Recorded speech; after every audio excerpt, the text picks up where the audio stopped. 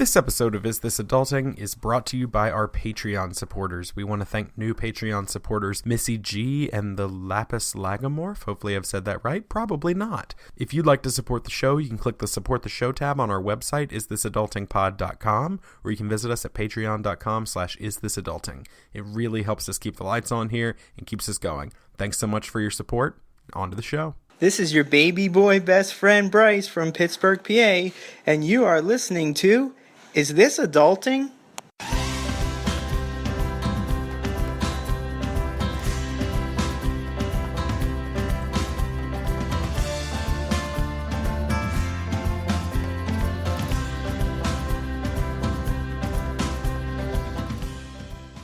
Hey everybody, and welcome to Is This Adulting, the mental health comedy podcast you never knew you needed.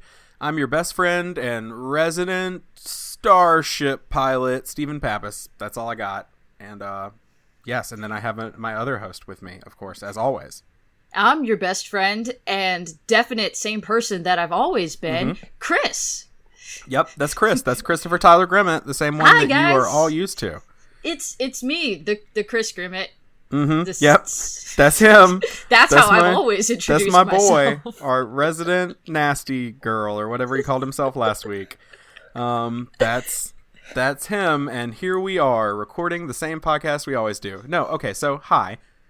Chris is not here this week. Chris was unable to be here for the recording. He's very sad. And, we had to call in the big guns. I don't know what you're talking about. God, the jig's up, isn't it? Yeah, it is. You're the famous podcaster, the most famous podcaster in the world. I am. Yeah. I don't even need to introduce myself, but hi, I'm your best friend, Megan. Yes, this is Megan. You remember Megan. She was on our episode like 3 weeks ago. Yeah, I ruined the show just very recently. You did not ruin the show. You helped me co-create the greatest drink that has ever been drank in the world, which is Shepsi. And it was very tasty. Our guest is looking at me weird in the Skype. Shepsi is a mixture of sheep's milk and Diet Pepsi. It opens up what's probably the fifth circle of hell. Yes, yeah, it's bad news. Well, before I express some feelings that I'm feeling real quick, we are going to introduce our guest so that she doesn't have to be silent. Because that's always like the real fun part of guesting on podcasts is when you have to sit there and like they're making the goofs and they're being all fun and you just can't participate. And no, you guys just pretend you're not there like a good guest.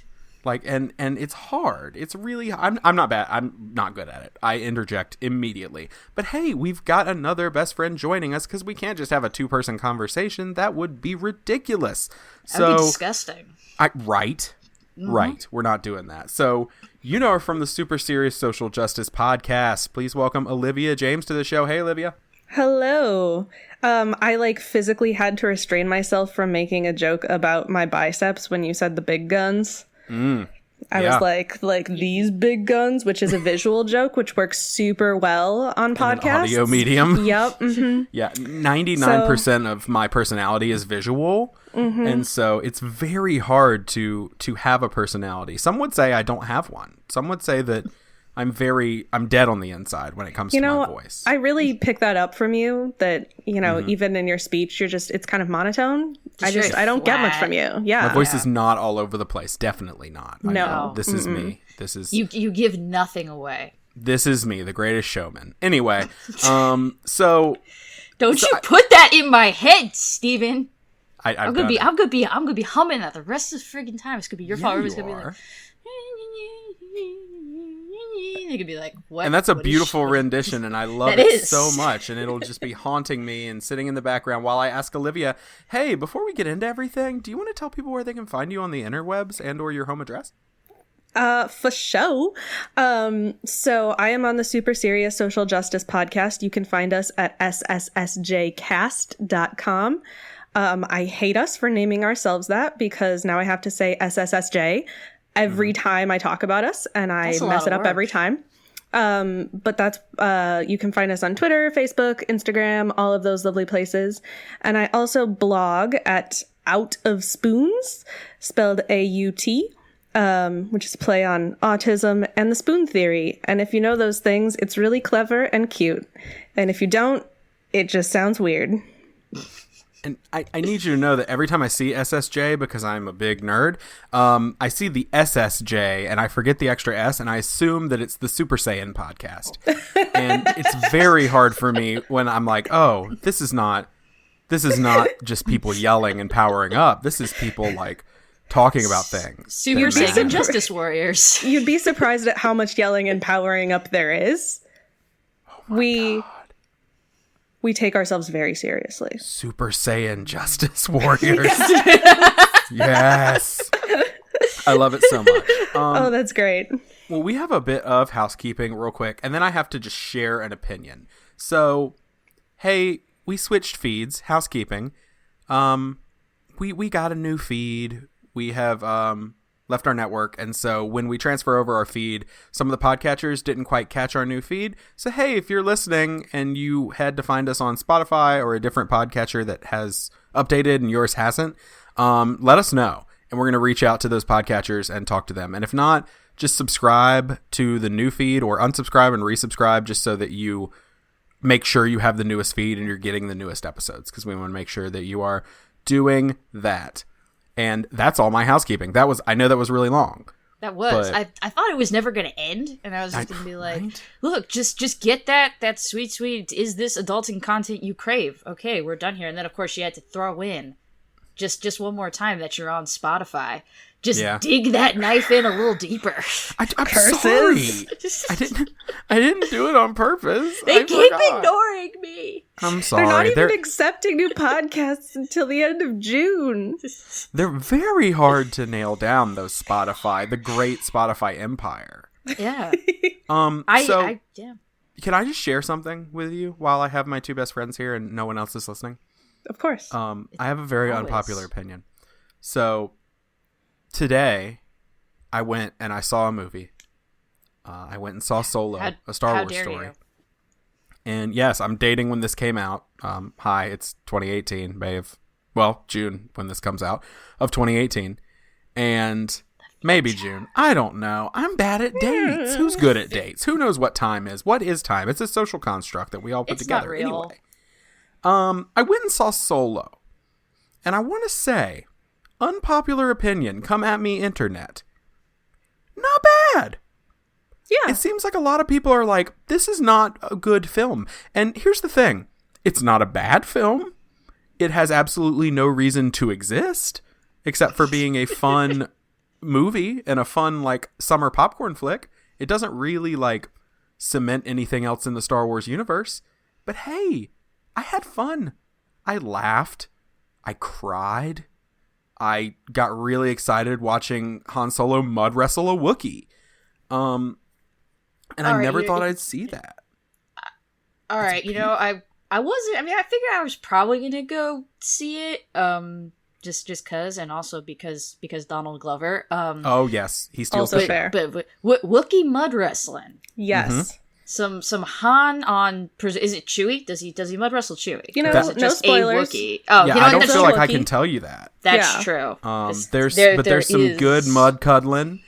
And it's exactly what I wanted. Donald Glover channels Billy D. Williams in the weirdest way I've ever seen. Oh, God. And he's just beautiful. I think we could all... Can we make this the Donald Glover cast? And yes. I just want to talk about how gorgeous that human being is. Absolutely. And also... He makes too many talents. Yeah, that too. Yeah. He's good at too many things. Yes. He makes that absolutely preposterous facial hair configuration that Lando sports...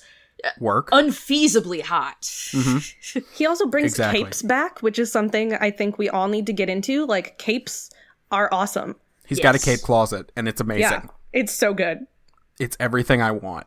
So basically, go see it, and don't let people tell you it's bad. I went in with really low expectations, and maybe that's why I really liked it, because I was pleasantly surprised. It's not Rogue One. Everything will suck, always. Right. So here's the thing, is... It is not in the typical Star Wars milieu. It's not trying to be something bigger than it is. It's just a fun action flick. And if you go in with that expectation, it'll be great. It'll be what you expect. Awesome. If you go in thinking it's going to be The Last Jedi, you will be sorely disappointed. Because The Last Jedi is the most perfect movie ever created. Whoa. Just kidding. Whoa. I have a thing with The Last Jedi. it doesn't need to be discussed here. Okay. I'm scared now because I did enjoy The Last Jedi. I loved the pants off of it. I'm like obsessed with it. I love it. I love pants. I love everything. I'm just gonna sit here. I'm gonna sit here very quietly. Yeah. Do you not like it, Megan? I have very complex emotions that sort of transcend like and dislike when it comes to The Last Jedi. And I don't need to be bringing that complex strain of emotions on here and ruining this really delightful vibe that we're all having about Donald Glover. And his kids. Yeah. It's just a movie full of beautiful people. Donald Glover, Emilia Clarke. Oh my God, she's both of them. gorgeous. I just want to look at them all the time. And she does not ride a dragon in this one. I was understanding that every movie she's in, it's in her contract that she must ride a dragon. That's what I was under the assumption of. She rode no dragons. Except for metaphorical dragons. That's a mark in the negative column for me. I'm sorry. Like, I gotta go in there now when I go see this movie knowing, like, Emilia Clarke's not gonna ride a dragon. Yeah, what is she, the mother of, like, speeders? No, that's not as fun. Anyway. Mother of fucking people over. Yeah, well, spoilers. But we don't know who. That sounds like an actual spoiler. Oh my gosh, we don't know who. It could be the good guys, it could be the bad guys, it could be both, it could be no one. I mean, like, I think that's just pretty obvious about her character when you first meet her, is that, like, she's doing some shit. She's getting her hands dirty. You gotta watch out for that Daenerys Targaryen. Yeah. Anyway, so I know what you're thinking, everyone. You're going, Chris is gone, and the whole thing is falling apart. And you're not wrong. But I don't care. You're probably sitting there going, this is a mental health show, right? And it is, which is why we're going to start off this week just like we do every week with a mental health check-in. So, hey, Megan, how you been this week?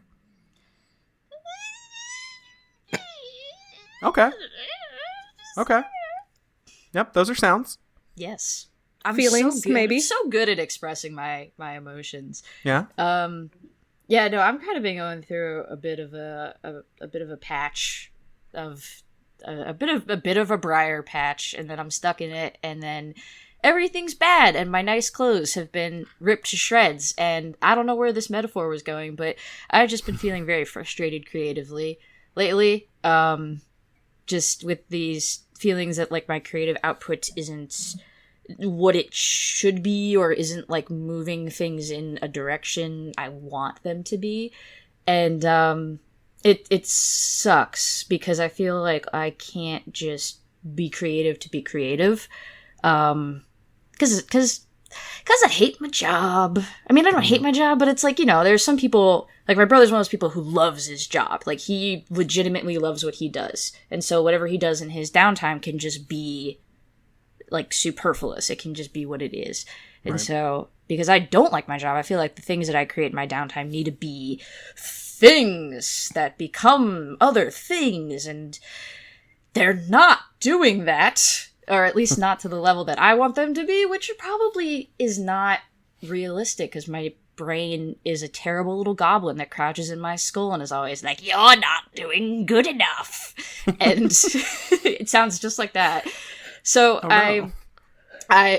indeed. So I decided to do another a thing that cannot possibly become any other kind of thing, so that I could only do it for creative, relaxing purposes. And that is, I bought a ukulele because it's a really easy kind of cheap instrument, and I have ADHD, so it seemed like my best shot at learning an instrument. Ukuleles are the purest of instruments. Mm-hmm. Like, they just have a love and joy to them that no one can break, you know? It's just perfection. They are just a very joyful instrument. So that's my thing that I'm trying to do, so that I can't be weird about it, and there won't be a horrible little voice in my head being like, why aren't you turning your ukulele playing into a lucrative business? And I can be like, shut up, I'm trying to learn how to play Africa by Toto. Yes. The most famous ukulele song. The only ukulele song, really. The only ukulele song that matters. Look, it could have been worse. I could have been like, I'm trying to learn to play Creep by Radiohead, and then put it on YouTube. Is that what people do? Some people. Okay. Unfortunate people. There's a very specific strain of ukulele covers of Creep. on YouTube. No. I'm okay never seeing those. That's about it for me. How about you, Steven? Well, I'm going to shoot it over to Olivia first, because I don't want to share my feelings. No, I'm just kidding. Yeah. Let's see. I am a little overwhelmed right now in my life. I'm buying a house in 2 weeks, which is kind of a big deal. Yeah. And then my mom got brain surgery on Tuesday. I've kind of lost track. I think that was this week. So that was kind of a big deal. So there's like a lot going on in Olivia life. And then on top of that, like we just came out of the busiest period at work. And so like I'm a little burnt out and like I've been feeling kind of shitty about how I've been doing at work. Cause I'm like, oh, I'm super burnt out and making really stupid mistakes. That's fun. Love it. So good. But on the other hand, I've like been really enjoying my husband lately, which is, I don't know, kind of weird. But like we've been married for about a year and we're just having like this really great fucking time right now where it's like, oh, yay, it's like we're dating again and everything is new and fresh and sweet and fun and I love it. So that's really fun. And then also I saw a video of Jeff Goldblum answering weird personal questions about himself today and it was basically the greatest thing ever. He did an amazing ASMR. Yeah, he did ASMR voice and really, that's what he was made to do. So yeah, it's all over the place. There's a lot. There's always a lot. And as per usual, I have overbooked myself. This is my second podcast recording today. Oh, whoa. Yeah, just like a lot. It's how I do. But not bad. I feel that. Yeah. Oh my gosh. Congratulations on buying a house. I know that's stressful. Yeah. I'm so excited about it. I'm like, that's such a big out. person thing to do. I know. Like I'm married and I'm going to have a house. I feel like I am not this adult. No. It's very adult. We bought a house. We got married 3 years ago and we bought a house like 2.5 years ago. And it's like, no, what? Who allowed me to have this responsibility? I'm a grown-up. What bank gave me six figures in a loan to buy a house? Like yesterday, I tried to back up my chair and instead fell over and stubbed my toe so bad I bled. I am not responsible enough for this. It's okay. We are not. Me and my fiance. I was like, there's a word for that. We are neither married nor a house, so we got nothing going on. You guys got us beat. Yeah. Well, there you go. And I'm glad. Hey, I'm glad you're enjoying your husband, which is a weird sounding sentence to say. I realize that, but like, I don't know how to like that husband. Why don't you? Hey, take a seat. Enjoy a nice, cool glass of husband. You sound like a weird car salesman. Like, what's it going to take you to get into a new husband today? Like the way I don't know how I feel about it. Why don't you take a look at the warranty on this husband? This husband, this is a slightly used husband, but it's very, very low mileage. Just a little old lady who'd only take him to church on Sundays. So still a perfectly good husband. She left him in the closet otherwise. He was just around. Just left him there, yeah. There's no money down on this husband. I've run out of car salesman jokes. There's some in there. We'll come up with more later. Yeah. So I guess that's me. As far as things go, I've been hella stressed. Switching over the feeds has been a little rough. And we knew we'd see some hits as we switched over. It's just been kind of a stressful thing for me because I obsess of like, do people like me? Oh God. And so anytime I get any sort of setback, I assume that I've done something terrible and wrong. So that's been stressful. My lovely anxiety disorder has been just real bad for about 3 weeks now. And so me and Clonopin have become friends again. We were not for a while, but we are friends again, and I'm going to have to reschedule with my therapist a little sooner than I would really prefer to. But just financially, I love my therapist. She's great. But So I'm going to have to go do that. So that's been fun. It's been kind of overwhelming and very, very stressful. But, I mean, things are good in my life. I'm just real tired all the time. And, like, my brain automatically goes to, like, oh, you're tired all the time. You know who else was tired? Your dad. And it was evidence of his heart disease. And you have heart disease. And now you're going. Like, that's what my brain does all the time. I'm just like, brain's right. Brain's right. It's too late for me. There's only one cause of fatigue ever. Yes. And it's heart disease. That's the only reason people have ever been tired. Right. And brain has been convincing me of that. But on the good news front... Brain will do that. Brain will do that. Need a shirt that says that. So on the good news front, though, I mentioned last week on the episode that I was waiting to hear back about a job opportunity, and the day after we recorded that, actually, they brought me in for what I thought was going to be a meeting about the possibility of this opportunity happening in September, which is when it was scheduled to happen if it happened. But it wasn't supposed to happen until September. They called me in to talk to me about that, but they were like, oh, no, surprise. We're going to effective immediately hire you. And I was like, okay. So Steven has a job again for the first time in a very long time. That's not one of my 2 side jobs that I've been working forever. Yay! Which I'm keeping. But so I'm going to be working 3 jobs plus the podcast, but gonna be making that money again. This Money! This job is allowing me to like continue doing the show. Like, we had a 1-year expiration date. Just peek behind the curtain, everybody. I had a 1-year expiration date of like, I have to find something that can help me support the show, or I have to drop back to maybe once every 2 weeks by the end of this year. Not 2018, but the end of another year of the show. So by April of next year. But now we don't have to worry about that. Now we can go forever. So, weekly Forever! coming at you. Yeah. So yeah, that is the thing that happened. But hey, as always, if you have a mental health check-in you'd like to share, or a way we can encourage you throughout the week, you can send that to us over at isthisadultingpod@gmail.com. I want to remind you, we are not professionals.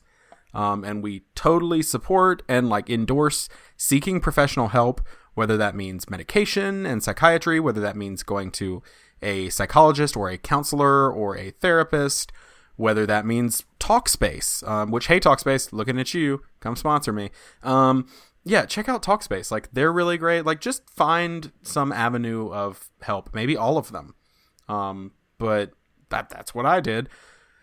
But yeah, we are not professionals, but we love to hear from you. So you can send that to us over at our email. And also there's the Is This Adulting Best Friends group on Facebook, and you can come hang out in there. And sometimes it's people sharing what's going on in their week and being like, this has been really hard. And then other times it's me sharing that video we talked about with Ross of the man singing the gospel version of the Golden Girls theme. And it's amazing. Or me telling everyone, it's amazing.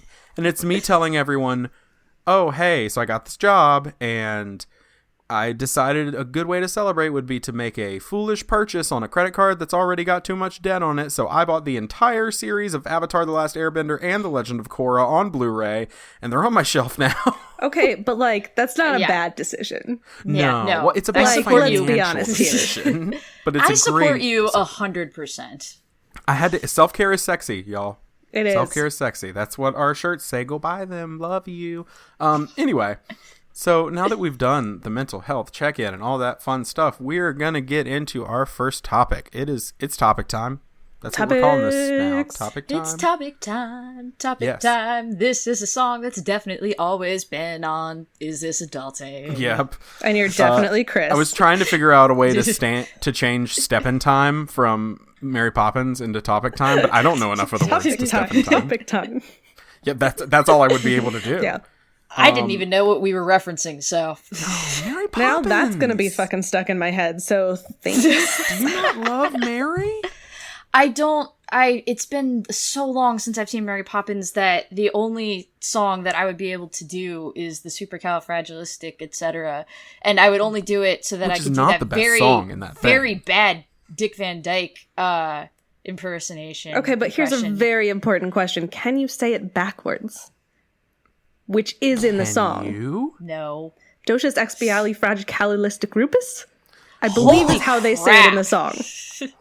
What? That's amazing. Oh my gosh. My brain is such that if I watched the movie repeatedly when I was a child, all of it is still in there. All of it. See, I'm we like missed that with Hook, Indiana Jones and the Last Crusade. Like, I can recite those movies from memory, and it's disgusting. I can do Aladdin. Yeah. For sure. Aladdin and the Lion King. And Beauty and the Beast. Hey, brain, I could use that space.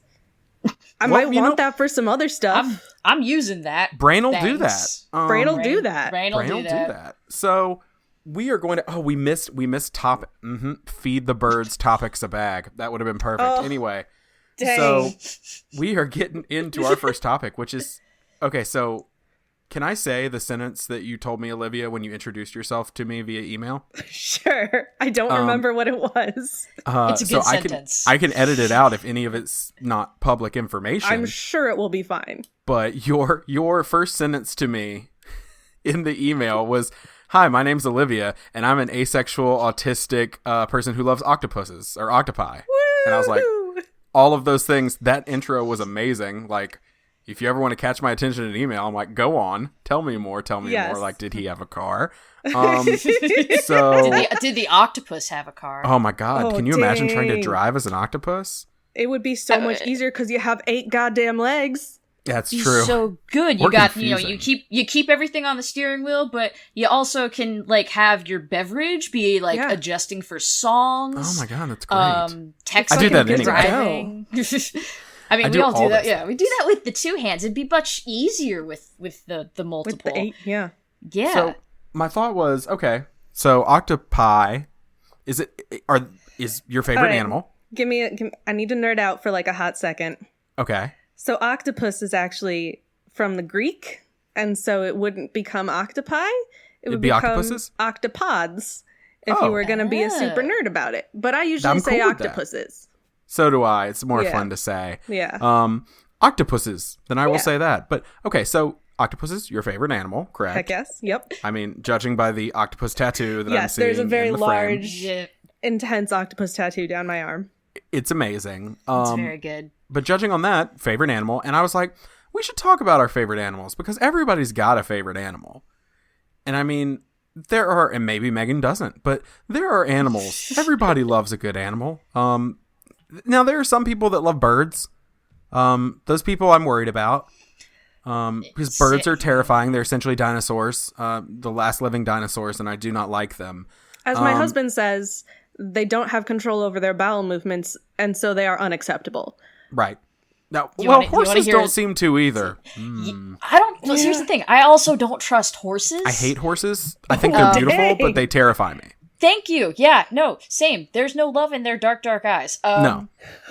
And one of my very, very good friends loves horses, and she used to ride them, and she gets very upset when I say that I'm scared of and don't trust horses, and I think their intent is nefarious, but she has yet to convince me otherwise. I was going to say, do you want to hear a very brief story about a bird person who is why I think bird people are weird? Well, because, I mean, like, I think we all know why bird people are weird, let's be honest. Yes. And if you're a bird person, sorry. If you're a bird person, then oh my God, you have wings. And what would be more terrifying than a literal bird person? That's what I've been thinking this whole time. I've been saying it. There was this one of my fiance's dad's ex-wives. My God, that's a qualifier. She had a bird and she would feed it with her mouth. Like, it would come up on her shoulder and she'd be like, do you want some corny? And because she called it corny, she's like, you want some corny? And she would feed it. Be like, here, it's in my mouth. And then also she would shower with it. No, bird never want corny. I don't want any corny. Please leave. Please, okay, ma'am. To combat that, a very sweet bird story. So parrots get really bonded with one person. Oh no, it's gonna be sad. It is gonna be kind of sad, but like it's also very sweet. So like there are some birds that like if their person goes on vacation, they get really anxious and start picking their own feathers out until their person comes back because they miss them so much. It's really sweet. So you know what other animals people like? Dogs. Those are cool. Because the bird story made me sad. Sad. There is a reason that if anyone kills a dog in a movie, if any movie kills a dog, I am angry at that movie forever. Do you know of the Does the Dog Die website? No, but that sounds terrifying. I don't know if I need to know it. It's like if you're worried about a movie potentially having a dog that dies, you go, I think it's called like Does the Dog Die in the End or something like that. And it'll tell you, you'll find it. Does the dog stay alive? Do you need to be worried? Okay, I need to check that website before I watch any film, because I Am Legend can burn in hell. Because I'm still so upset over that when they killed Samantha. That was garbage. I mean, that's also just a bad movie, but that part in particular was garbage. Yeah, it's a little rough, but I can't believe you never heard of that website. It's very good for that reason, that you're like, I'm gonna go see this movie. I know a dog's in it. I need to know what's going on here, and they'll either say like, yes, be prepared, or like, no, smooth sailing for this dog. That's good. I'm glad. I need to check this site out. So dogs are up there. Do love a dog, but I feel like animals that I enjoy are odd. So first I just want to grill Olivia here a little bit. So is it just octopuses, or is it like all cephalopods? So I do enjoy a good cephalopod of any kind. Sure. Who doesn't? Who among us doesn't? They're just so fucking weird. Yeah, like, they're kind of gross in the best way. But like the thing that's super cool about octopuses in particular is that they're really, really smart. More smart than any other invertebrate, basically, as far as we can tell. And everything else that has equivalent intelligence is a social animal. And most scientists are like, all right, they've developed all of this big brain space so that they can keep track of all of the different social relationships. Not octopuses. Octopuses are lone-ass motherfuckers, and they don't want to talk to anybody. But they're still really smart. Like nobody knows why. So we're still trying to figure out why these fuckers are so fucking smart and what they're doing down there. And they can squeeze through any size hole, which is also really suspicious. Yeah, seeing them go through like the holes in boats, like on that, I'm like, no. Yeah. No, you should not be able to do that. Yeah. They're just no real creature should be able to do that. They can taste with their skin. Well, so can I. So, I mean, that's just a normal thing. Sometimes if I'm like, I wonder how this food is, but like, it's definitely too hot for my sweet, soft, like, mouth skin. Sweet, soft mouth skin is the name of my emo band. Oh my god, sweet, soft mouth skin. Yeah. Sometimes I just like, I touch the back of my hand and I'm like, those are good potatoes. And that's how I know, like, these are gonna be good when they're cool enough that I can eat them.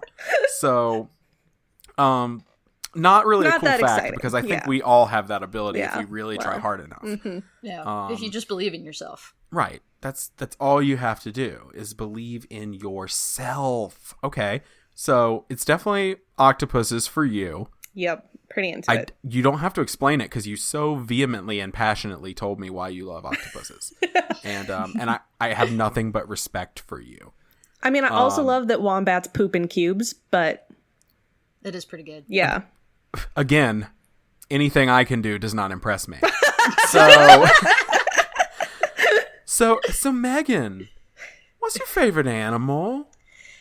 I mean, it's really boring, but I just really love cats. Amen, sister. I do, and I know that Steve is making like the frowniest face at me right now. I'm suspicious of you automatically. See, but that's the thing. Everybody's like, "Oh, cats are mean and they don't care about things." It's like, no, my boy is sweet and he's dumb and he's precious, and anyone who comes to the apartment, even if they don't like cats, they end up loving him. Like my old roommate, she did not like any animal, ever, least of all cats. She's like, oh, she's from Jamaica. Actually, I was almost just about to slip into a Jamaican impression of her, and I'm not going to do that. I'm used to doing that with anybody anytime I talk with her, because she has the most intense Jamaican accent, and she's my best friend, and I love her, and I don't know where I trailed off to, but she hated just pets. She didn't like the concept of keeping an animal in your house was just insane to her, and she's like, why would anyone? And then because we were in school together, and when I graduated and I moved in with my fiance, And then we got the cat, and she came over, and she's just like, I mean, I guess I'll say hi. And he was just like, hi, I'm Pravi, love me. And I just watched, like, I watched her heart just melt. And then he was on her lap, and she was just like, oh, who's my little boy? Who's my precious boy? And I was like, this has been a transformation. This has been a transformative experience. When I was in Kenya, I realized, like, they were all very confused when, like, they had a cat in the house. And I was like, oh, cool. They were very confused that we brought dogs in the house. Because dogs to them, like, are wild animals. Mm-hmm. But then the weird thing, I was like, oh, yeah, well, what's the cat's name? And they're like, it's a cat. It doesn't have a name. And I was like, but what did you name it? And they're like, we don't name animals. And I was like, what do you mean? Like, it's a cat. And they were like, no. I named my computer. How can you not name the cat? Yeah, my car has a name. Like, I name everything. And they were fascinated by the fact that we named, like, so tell me more about this Whiskers. Yeah, like, where did that come from? Why do you call it Whiskers? Whiskers. We just call it cat. I was like, oh, okay.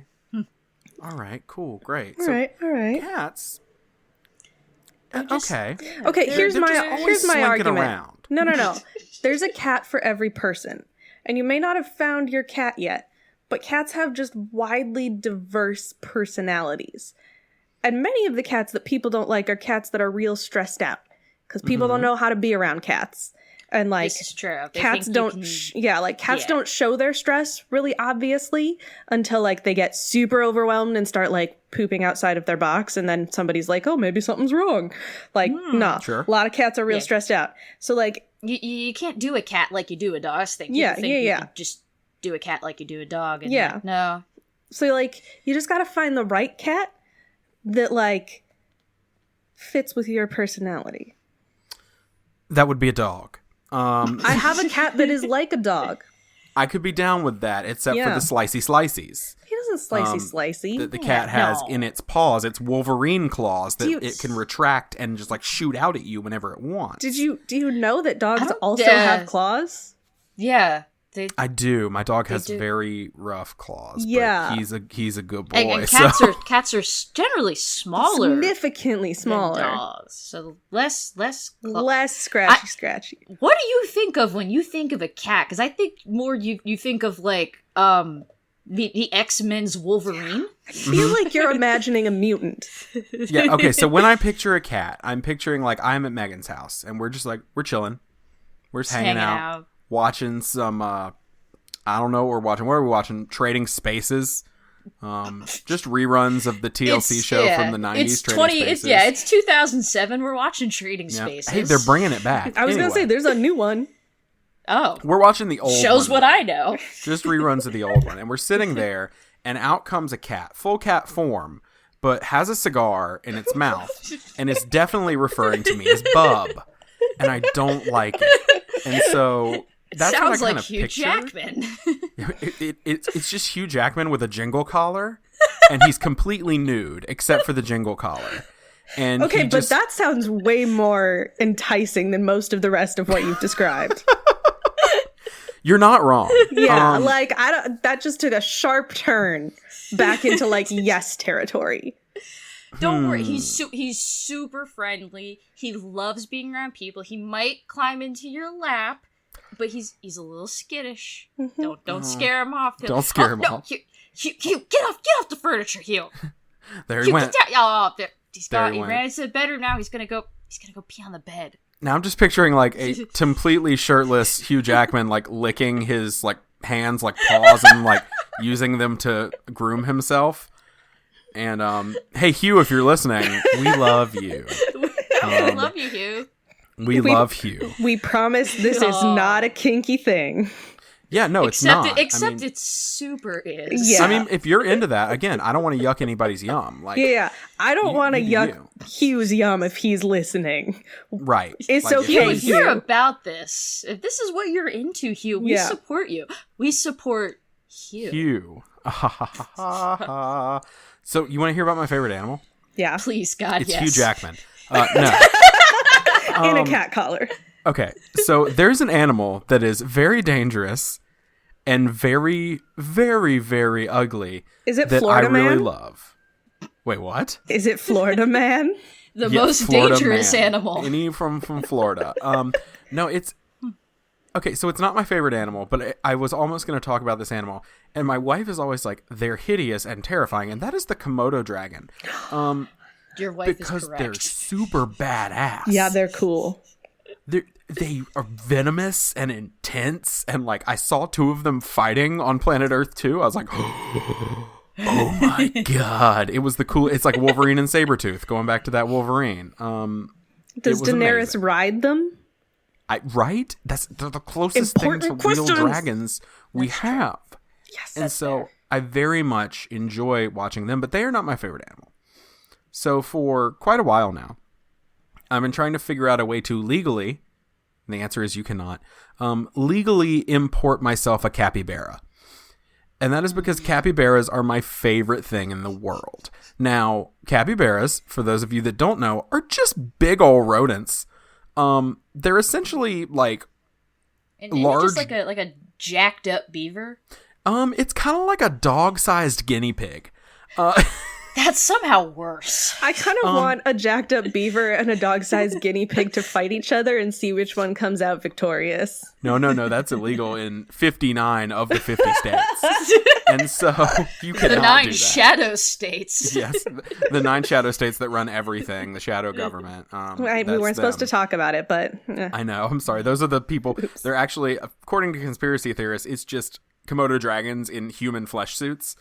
And they are running everything, so watch out. Yeah. But if we talk about them anymore, the second rule of the shadow government is you don't talk about them, and if you do, you reference their skin suits. But yeah, capybaras are the cutest thing in the world. I love them more than most things. My wife's up there. Funko Pop vinyls, definitely up there. Oh yeah, those rank pretty high for me. So, but other than that, capybaras. Like, my dog is below capybaras. Like, my dog's pretty great, but like, hey, you got to be honest. Cover your dog's ears when you say that. Nah, he not here. He's in the other room, like probably being just way too attention grabby. Well, yeah. But capybaras are legitimately the cutest thing ever. If you've never seen a capybara, I encourage you, listeners, go Google one of these things. Because they're adorable. They are massive. And I just want one that sits next to me while I pet it. I want to put a leash on it. But like a harness leash that goes around its whole body.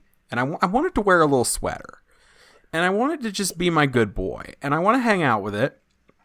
And just like, I just want to pet it. Like, my fantasy football team is named the Indian Trail Capybaras. And that's because they are my mascot, because they're amazing. It's also a good name for just a fantasy sports team. It is. Right? Oh, geez, Steven.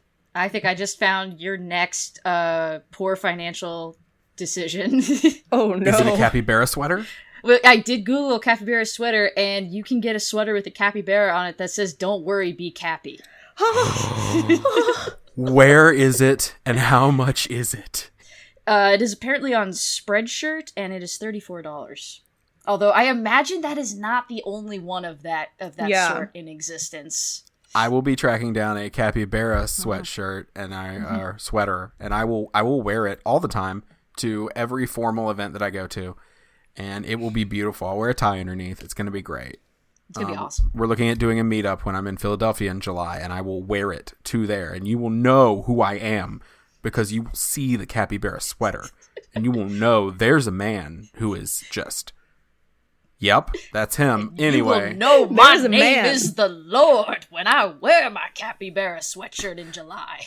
Y'all, the comedy fell apart. I fell apart, and it was bad. I did a bad, and I'm sorry. You did fine. It was my fault. I distracted you with notions of capybara sweatshirts with puns on them. Anyway, so essentially, I would like a capybara. If anyone has one, just ship it my way. Preferably like overnight that thing though, because it's got to breathe. And if you send that thing standard mail, we're going to have some issues. Cause I don't know what you do to dispose of a capybara. So I'm gonna need it pretty quick. I think that's gonna have to be a hole in the backyard. Like, there's one way to get rid of a capybara body. Oh my gosh, yes, you figured it out. We're like all of a sudden like trying to figure out how to bury a capybara body. To capybara a body. This happens to me every time I go on a podcast. You start talking about how to bury large rodents. Yep. I mean, I get it. They're scary things. So, okay, capybaras, octopuses, and cats. I know. One of these things is not like the other. Okay, but here's the deal. Octopuses are number one for me. Cats are like right here. They're like right underneath it. Where does the blue-footed booby fall? Because it has a funny name. It does have a very That's funny true. name. It's a bird, though. Never mind. Oh, no, God, no. Okay. I don't mind birds. It is a bird, but when you see it, you could. If you see multiple of them, you could be like, look at that beautiful pair of boobies. That's true. Yes. Steven, I have a question for you, which is that you don't trust birds because they're dinosaurs, but the Komodo dragon is your jam? That's yes. a good point. Because birds they're crafty. They're crafty bastards. Okay. So I've told the story before, but Chris and I had to go to a place to pick up a laptop he had forgotten at a event he was at, and it's on the lakefront, and there was a like group of geese. Oh, geese are motherfuckers. You know what? Yeah, no. Geese I'm gonna walk through these demon geese nightmares. Because do not approach the goose. Well, I decided to because I was like, you know what? They'll give up. They'll do whatever. And so I walked towards the geese, and all of a sudden I realized Chris is going around. He's like, no, I'm not fucking with that. But all of a sudden they're closing in on me, and they formed a circle. And eventually they get very close to me, and they're like flapping their wings very aggressively and like honking at me. And then one of them bites me in the leg with its sharp razor mouth. And that is the point where I kicked a goose in the head, and then I ran away. And it was the worst. How did you make it into adulthood without learning geese bad, do not engage? Evil. Well, I was just like, I am man. They will run. No, geese have no fear. They have those I tried to go into a Mexican restaurant, and they were guarding it.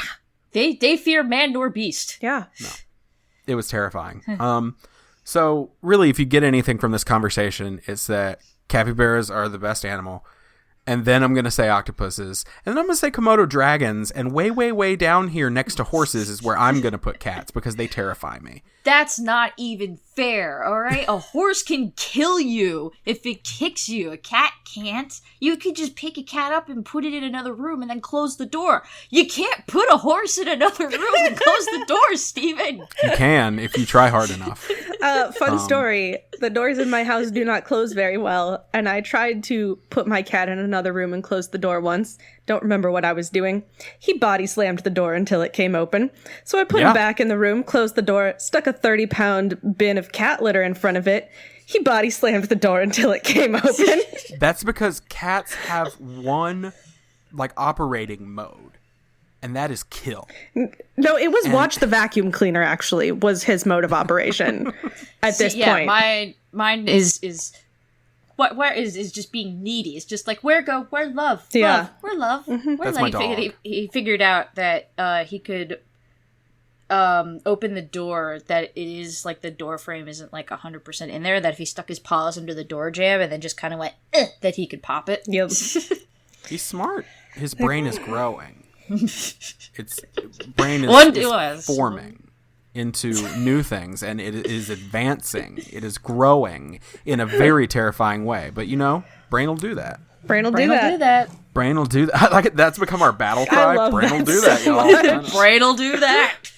All right. Well, it's about game time, but we're going to take a quick break. We'll be right back with more Is This Adulting? Hey everybody, best friend number 1, Stephen Pappas here, breaking in with your weekly podcast recommendation. So this week I have my first return recommendation. I'm recommending the Analyze This pod again because they're just amazing. Y'all, this show has been doing some really, really, really great things. I've been enjoying a lot of their really recent episodes. They did an episode on asking for help, which was really powerful. They did one on ADHD in adults, and I, as someone with ADHD, really resonated with that. It's actually encouraged me to maybe get treatment for my ADHD for the first time in a long time. And then they did one recently on love languages, and it's just a really good self-help show that is making me laugh and keeping me going to the gym and keeping me happy. So definitely check it out. You heard Hannah Gelb here on the show. Hannah Gelb, Hannah Hart, they're killing it over there. So definitely go check this show out. All right, back to the show. Those are great punching noises. Hey, we're back. We're back. We did it. It's game time. Also, I've realized as I've talked over the past basically year that we've been doing this podcast, I'm essentially more and more morphing into Griffin McElroy. And I'm okay with it. I'm okay with that. So I'm just preparing you all for if I marry someone named Rachel and just stop marrying my wife, stop marrying her. I'm in a constant state of marrying. Yeah. Have a wee baby. Just be prepared. Yep, a wee baby that never sleeps. Oh my God. Sweet baby. I'll have a sweet baby. Anyway, it's game time. Oh, yes, it's time. And since Chris wasn't here, I am doing the game. And I took a game that Chris loves very much and I love very much. And I decided to throw it at y'all. So this is a game that we call Lost in Translation. And so for those of you who are frequent listeners of the show, you will know that this is a game where Chris basically, or me in this case, takes song lyrics from popular songs and runs them through Google Translate approximately 1 billion times. And then we translate them back to English and see if they make any sense. And 9 times out of 10, they do not. So I have done that with 4 songs. And we're wait. This isn't a game where I get to be Bill Murray wandering listlessly through Japan. You do Dang not. it. There's no Scarlett Johansson here. Or is there? Or is, oh my God, if there was, I'd be so happy. She's so pretty.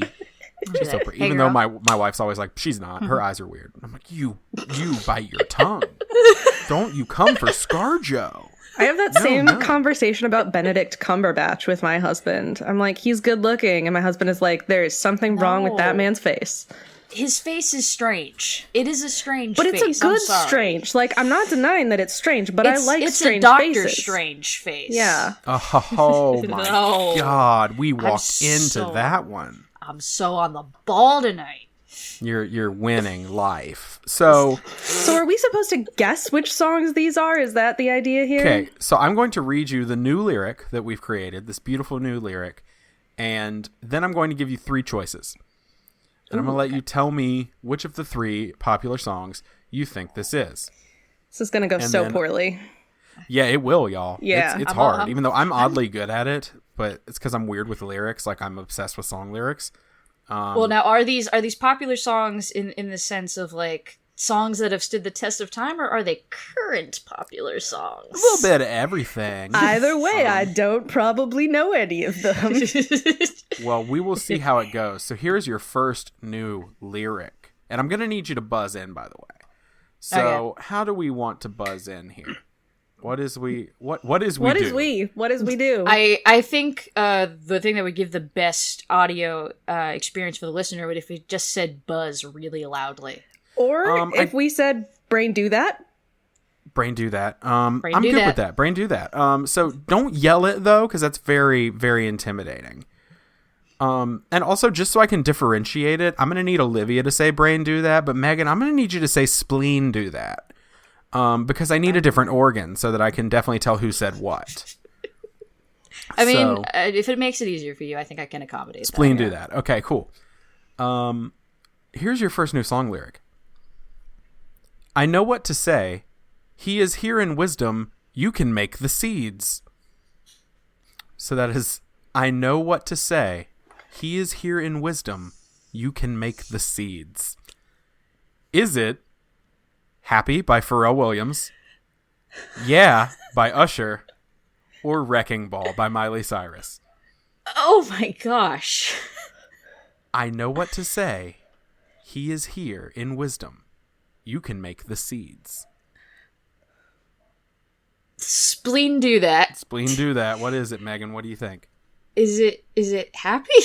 It is Happy. Oh, that was what I was gonna guess. It is Happy. So the original lyric is, it might seem crazy what I'm about to say. Sunshine, she's here, you can take a break. And that became, I know what to say. He is here in wisdom. You can make the seeds. Oh dear, sweet Lord Jesus! I love it because it sounds like a hymn now. Yes, wisdom. You can make the seeds. That's what I assume a hymn sounds like. Yeah. Yes, it is. You've exactly nailed like it. that.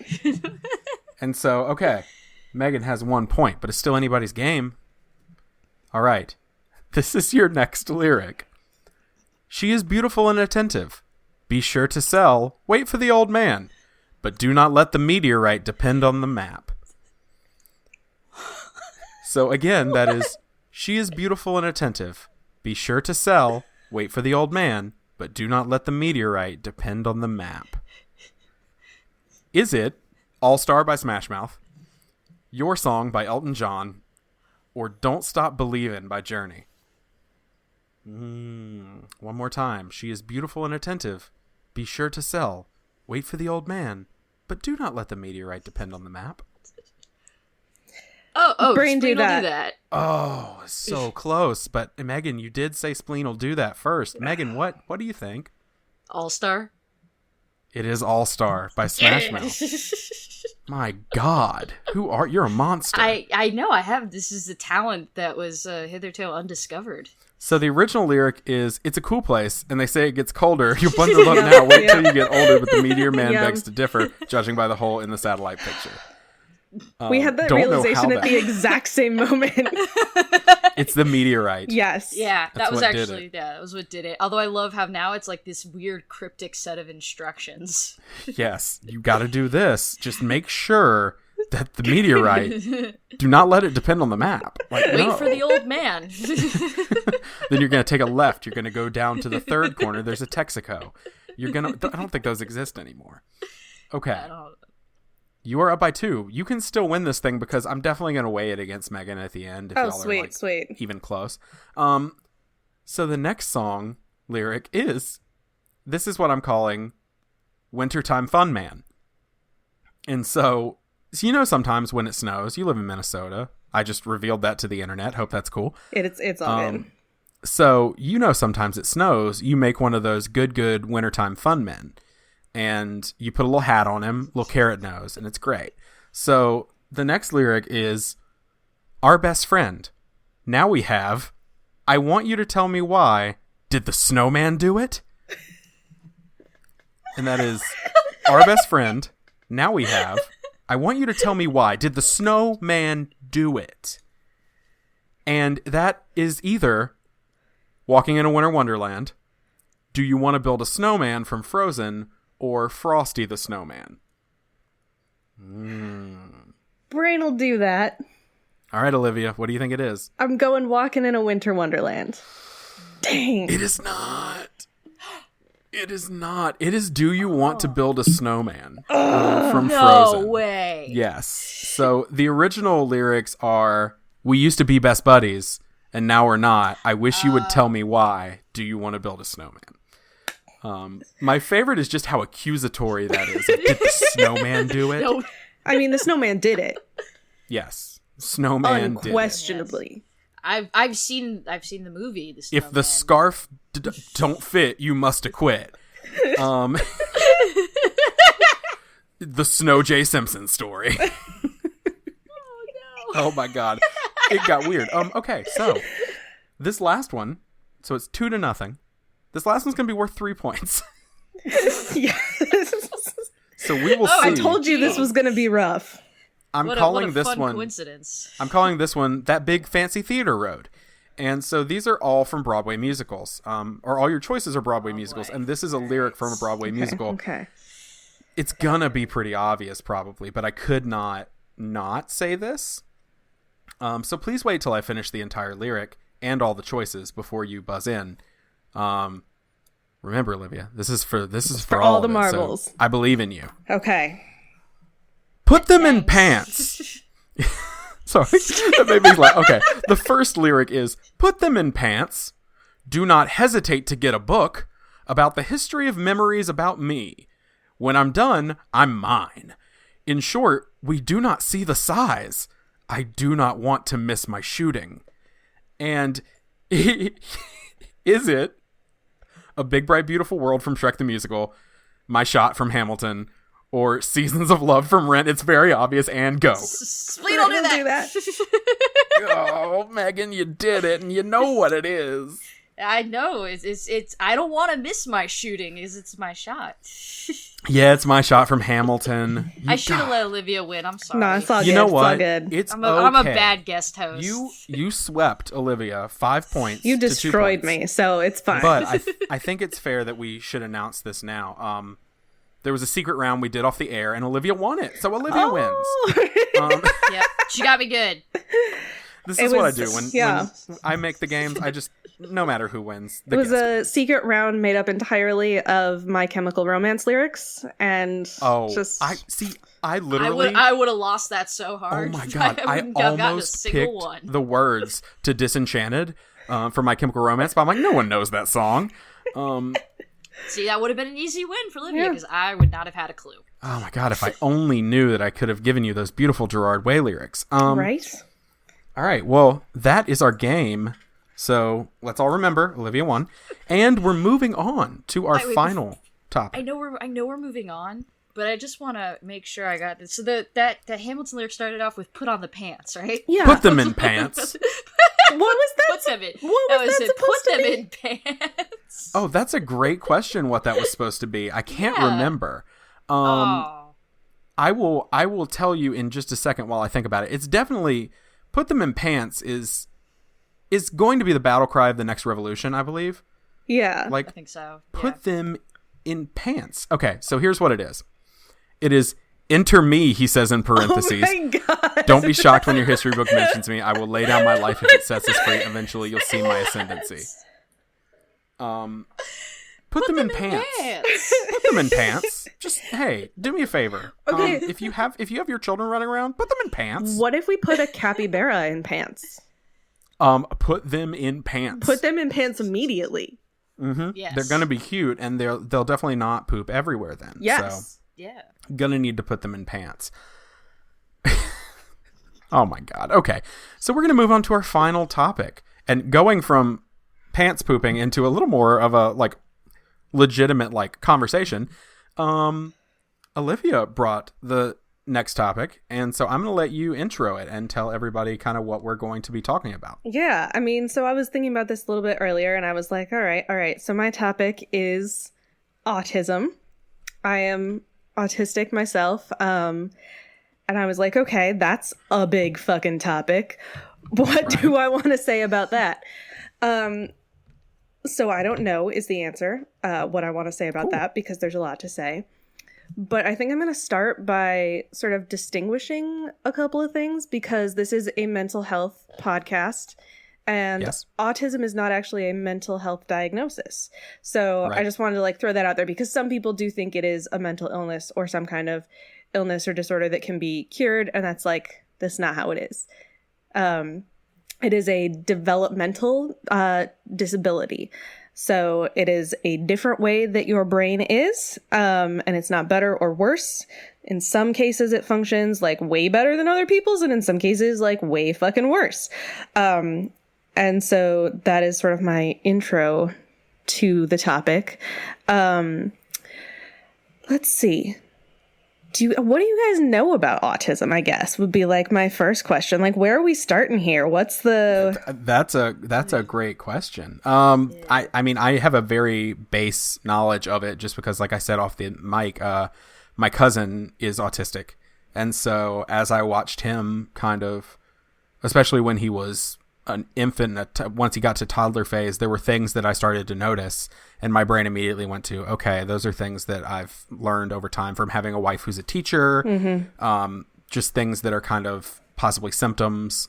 And then once we found out he is indeed autistic, I tried to learn a little bit, but I don't know a whole lot, because my big question going into this, coming from our perspective, is how does being autistic affect your mental health personally? Because I'm sure that there are challenges. The answer is poorly, is how it affects my mental health. So the autism itself is not a mental health diagnosis. But I have yet to meet a single autistic person who does not also have a mental health diagnosis, because we live in a world that is not really set up for us. Our brains work kind of differently from everybody else's, and so we're like always trying to sort of translate into the way that things make sense for us. And so it's really, really fucking hard. The most common diagnoses, and basically the ones that I think everyone I know who is autistic has, are anxiety and depression. Right. And it's also really, really common, especially for women or people who are a little bit more functional, people who might be labeled high functioning or moderate, to get a bunch of other diagnoses first. So I was misdiagnosed with borderline personality disorder, and then they sort of looked at OCD, and only after 7 years in therapy did I finally get an autism diagnosis. Wow. Yeah. And that's actually not that bad. Like, I know, so I work at an autism organization, which is actually how I got my diagnosis. It was kind of luck that I started to learn a lot more about autism and was like, well, that sounds familiar. Maybe I should look into that a little bit further. But we have diagnosed people as old as like in their 70s who had, they just didn't know. Because autism can present really differently depending on sort of who you are. It presents really differently in women. And so in terms of how that affects your mental health, it can leave you feeling like really broken and out of step with the world for pretty much your whole life. And especially if you're going through a bunch of different diagnoses, you're like, I'm trying super hard. I'm going to see my therapist. I'm taking meds. I'm doing all the stuff I'm supposed to do. And I still don't feel like things are clicking the way that they're supposed to, right? Like, eventually this is supposed to get better, isn't it? And it just doesn't, and it doesn't, and it doesn't, and it doesn't. And then you get that diagnosis and you're like, holy shit, the heavens have opened up, you know, like God light is coming down, and like, I'm not a fucked up neurotypical who just can't do things. I have to do them differently from other people. And so that can be like a big relief, but even then it's still really challenging because sort of the major areas that autism affects your life are social and communication. So a lot of autistics communicate and socialize differently from other people. We're not necessarily great at body language. We tend to be a little bit literal. We're not necessarily good with like the unspoken rules of socialization and politeness and all of that good stuff. So that leads to a lot of social anxiety because when you're always kind of stepping in it, you get this message over and over that like, oh, you're not fun to be around. You are bad at socializing. You'll never have friends and you'll never have a romantic partner. I don't know why I said that in such a happy way, but that's how I deal with shit. I was gonna say that brain will do that. Brain will do that. Brain will do that. Yeah. Brain will do that. The second piece is executive functioning and like routines. So executive functioning is that part of your brain that like puts things in order, breaks a big task down into smaller tasks, helps you with like telling time, prioritizes things, like all of those things that are like, oh, I need to organize all of the rest of my thoughts. That's executive functioning. And people with autism tend to be not great at that. Excuse me. Yeah, that one I do. As someone with very, very bad ADHD, yeah, I have huge issues with executive function, so I got you there. Yeah, that's where ADHD and autism like super overlap. And so for people with autism, what we tend to do is create rituals. We'll do the same thing over and over and over and over because when you don't have to plan every single time, you take less executive functioning. If you're doing it the same way every time, you reduce the amount of executive function you have to do. And so that's why we like panic when things change, or at least why I do. So like I'll do stuff like if I don't have anything going on one evening and like I finish work and somebody is like, hey, do you want to go do this super fun thing? I'm like, I'm sorry, I can't. I didn't think about that ahead of time. And now it's stressing me out because my brain can't shift fast enough. So that causes a lot of stress and anxiety in terms of like, you just can't always plan for everything. Like changes happen. You have to be flexible sometimes, which is like basically the worst thing in the world. My goal in life is to just become a supreme dictator who can force the world to bend to my whims so that nothing ever has to change. That's not going super well thus far. So you'll get there. Yeah, I know. We're working on it. So like that's also a piece that gives you a lot of anxiety. And then the final piece is sensory sensitivities. So a lot of people with autism are either hypersensitive or hyposensitive, over or undersensitive, to a variety of senses. So either you have really, really good hearing and it's super overwhelming and you can't filter out the noises very well, or you really crave deep pressure and you get really dysregulated and overwhelmed when you don't have that. I have a lot of issues with like taste and texture, so I have a pretty limited diet because I get like a gag reflex if I come near a lot of tastes. Like the other night, I went to visit my parents and they were eating dinner and I walked in and they were like, oh, we were supposed to be able to have some dinner, but it turns out my mom just had brain surgery, so it was dropped off for them. This is a much more convoluted story than I expected it to be. And they were like, it's all good. And they were like, and it's fish, sorry. And I was like, oh, I knew it was fish when I walked in the fucking door, you guys. It smells like shit to me, and I can smell it from a mile away. Yeah, it's so that can be super overwhelming and just exhausting. Like when you were talking about fatigue earlier, I was like, every day of my fucking life is exhaustion. I sleep 10 hours every night and I'm still sleepy. Which is just like really a bummer when you're somebody who wants to do a lot of stuff and you're like an engaged and a curious person and you're like, but I'm always tired and I need to spend half of my life sleeping in order to be functional. Like that sucks a lot. So those are like the shitty sides of autism. Right. But like there are good things about it. Like I have a really good memory. I put things in order in like really interesting ways. I see patterns super well. I don't know. I'm like smart and shit. I think that's like part of being, I don't know, like I can't pull autism out of the rest of me. Like that's just an inherent part of who I am. And I can't be like, that's an autism part. That's an autism part. Like, no, it's all me. And like, I don't know. I think I'm pretty fucking cool. So I'm down for having autism. Yeah. So like, that's sort of the overview of like mental illness colliding with autism. And I think like, a big part of it is also just stigma, because a lot of people don't view autism as a good thing at all. You know, I was taking this class for disability self-advocates and parents of kids with disabilities, and I showed up the first day wearing sweatpants because in the first email they said wear something comfy, and I was like, fuck yeah. So I wore like sweatpants and an oversized t-shirt, and for the first like 3 months of this class, all of the parents talked to me like I was mentally disabled because I identified as a self-advocate and was like presenting in a not very put together way, and like they talked really slowly and in a little kid voice to me. And then when I finally opened my mouth and like said something during the class, they were like, oh shit, that was not the correct way to interact with this person. I'm like, yeah, motherfuckers, maybe you should not treat anyone that way. Yeah. So that's the kind of stuff that like really rubs me the wrong way. I believe it. With good reason. Yeah. I was like, that's absolutely ridiculous. Yeah.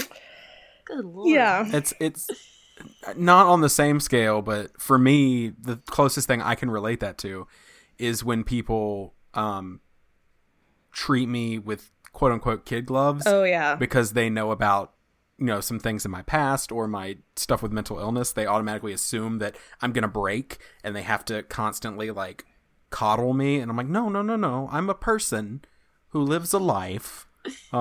Please don't talk to me like I'm not. Yeah. Or like I'm some sort of, I don't know, the not at all acceptable or appropriate term for it would be like a basket case. Yeah. But I'm not. Like I'm a normal functioning person, just like everyone with mental illness. It's just a matter of, is it being treated and taken care of?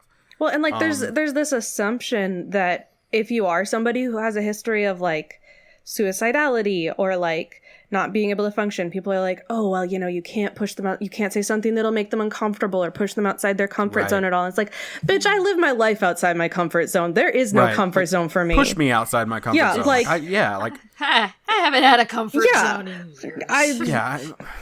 My whole comfort zone is like maybe on my couch watching television. Yeah. outside of that, everything is uncomfortable and terrifying to me. But I still like do my best to embrace it and make myself do other things. And so, yeah, I just wanted to kind of talk about that and like get you to kind of explain that, because so often I have heard people who are like, oh, you talk about mental illness, like autism. And I'm like, no, that's not a mental illness. Like, there's a difference between a mental illness and a developmental disability. Like, those are different things. Yeah. And I have had both. Like, I had an eating disorder. I've had major depression. I definitely have anxiety. And those are absolutely different from autism. Autism is something where it's like, I do things differently from other people and didn't even realize that it was weird until I got the diagnosis and was like, oh shit, that's an autism thing. Oh my God, I didn't even realize that.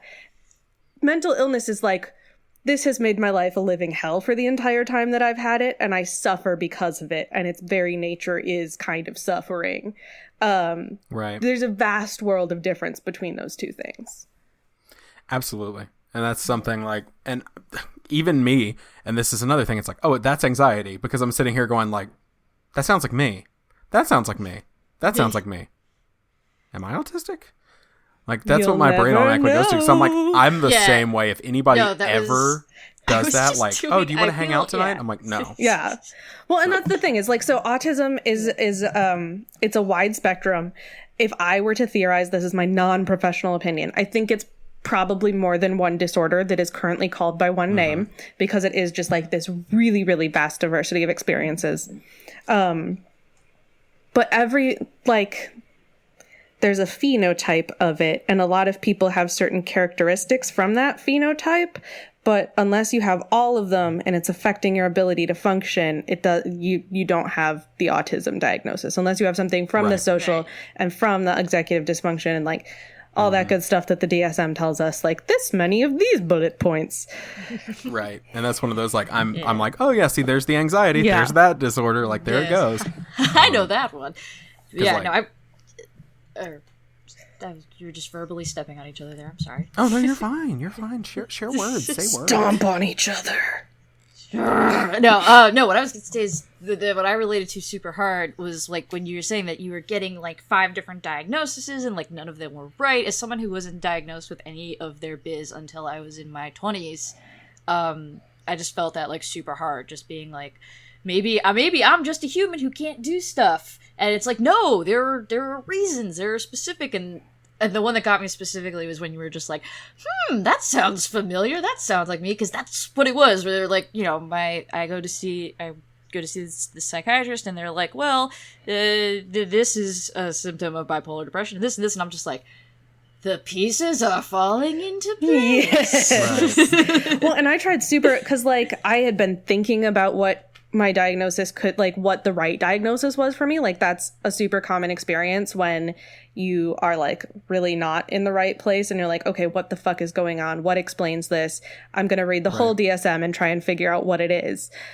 And so I was like, no, I'm not autistic. I'm just finding myself in every trait. Everyone does this.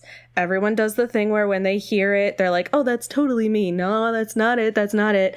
And then like a year went past of working at the Autism Society, and I was like, okay, but these things really sound like me? Like, really a lot. And so I asked one of my coworkers, and she was like, oh, I have this list of characteristics of autism in women specifically. Do you want to look at that? And I looked at it and was like, God fucking damn it, I'm autistic. Fine.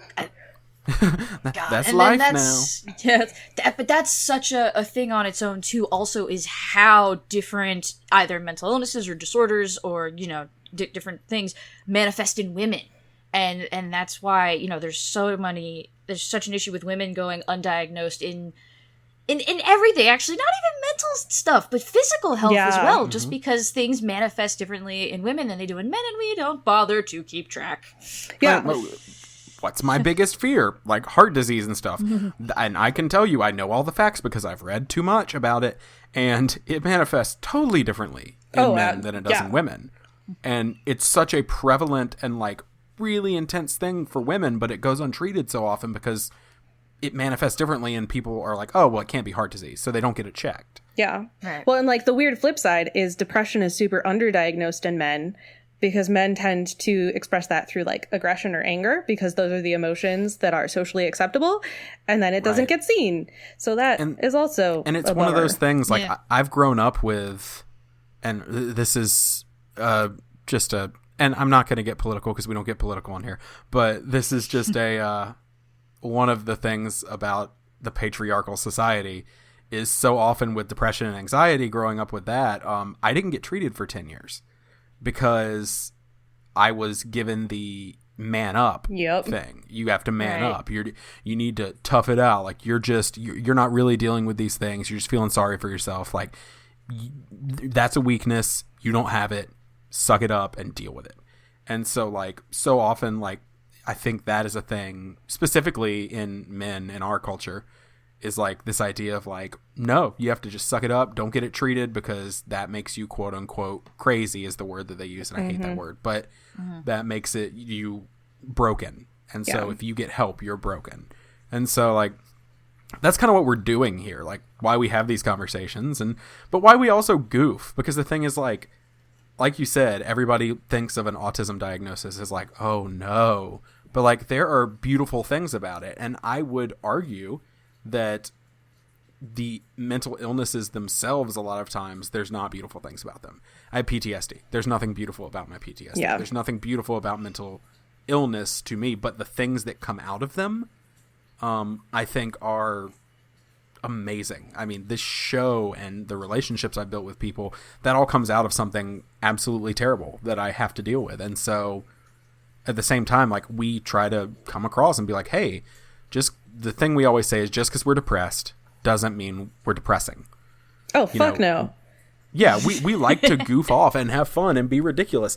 I literally, how long did I spend talking about capybaras and their cool sweaters? Like, I mean, it's one of those things. You just have to like look at it as when your life is like trying to get to the next moment, you learn to find enjoyment out of things that other people don't.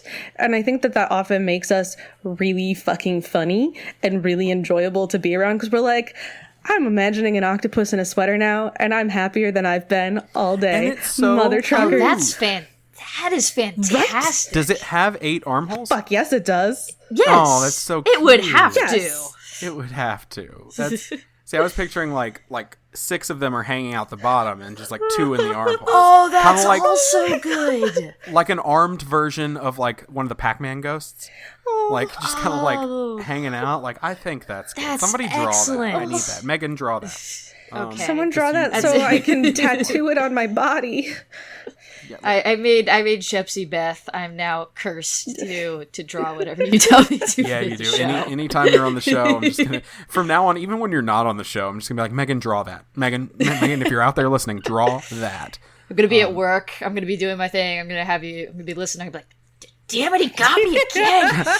Sorry, Carol. I can't give you the report today. I have to draw this octopus. Like, this is my life now.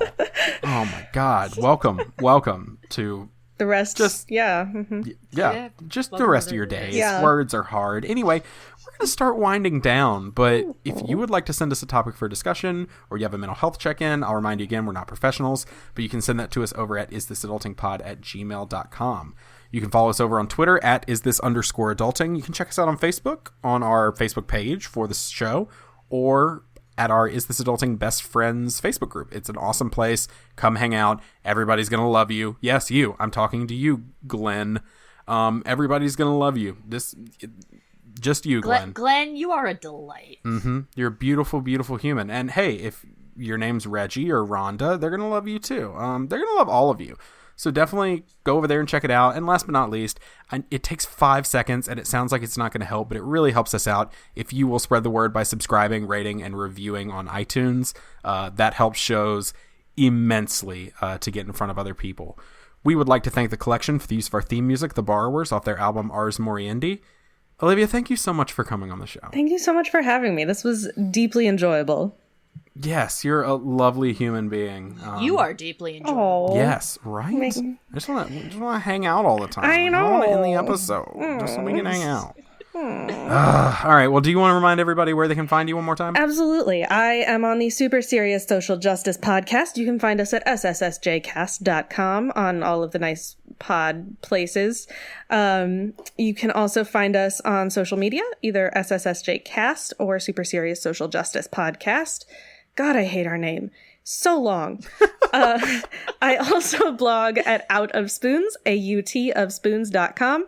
You can follow me there for a lot of thoughts about autism and executive dysfunction and disability politics, if that's your jam. I would love to see you there. Absolutely. Definitely check it out. I've read your blog, actually, and I really enjoyed what I read. Yay! I learned things. So go learn things. I'm going to go Hooray. to the blog and learn things. And now I have a voice to go with the words when I'm reading the words. So it's going to be great. That's awesome. All right, that is going to do it for us here on Is This Adulting this week. I've been your best friend, Steven.